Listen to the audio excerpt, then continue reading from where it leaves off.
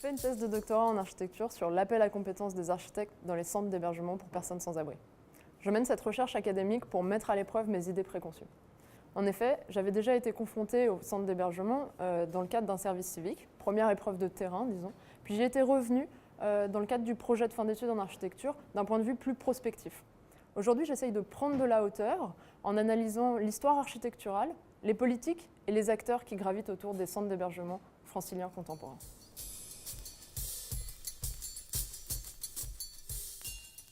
Mon travail de recherche porte sur l'esthétique populaire de l'habitat à Tunis. C'est une thèse qui est effectuée sous la direction de Jean-Pierre Fray. Tunis est une ville où plus de la moitié de la production bâtie se fait en marge des circuits officiels de production. Je me pose la question de savoir quelles sont les différences entre la conception esthétique dans la culture savante et architecturale d'une part et ce qui peut être fabriqué en termes d'esthétique dans le vernaculaire actuel ou contemporain. C'est une thèse qui plaide en faveur d'une réhabilitation symbolique de la production esthétique ordinaire rattachée à la vie quotidienne. Pour représenter mon travail au sein du CRH, j'ai choisi un être vivant plutôt qu'un objet, c'est une plante. Une de ces petites plantes rudérales qu'on trouve tout le long des trottoirs. C'est une paritaire de Judée, une des plantes les plus courantes à Paris. Elle est typique de ce que l'on considère encore aujourd'hui comme une mauvaise herbe et qui pourtant participe à la création des continuités écologiques dans la ville. Et elle est typique aussi de cette altérité profonde du vivant avec laquelle désormais nous devons cohabiter.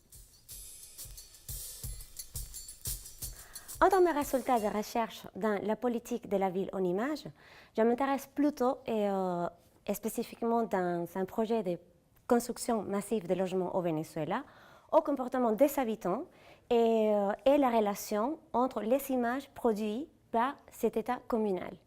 Et en même temps, je m'intéresse à si l'État se développe autrement avec cette construction d'images et dans un projet urbanistique assez nouveau en Amérique latine. Territoire esthétique articule architecture et sciences sociales à travers la discipline de l'esthétique, c'est-à-dire la philosophie de l'art, qui fait partie du domaine des sciences humaines et sociales. Nous travaillons sur l'architecture comme phénomène esthétique émergent dans l'espace public. Nous travaillons non pas sa dimension fonctionnelle, les usages de l'architecture, mais plutôt sa dimension sensible et le fait qu'elle participe à la beauté et à la forme de la ville par sa présence indéniable dans l'espace public.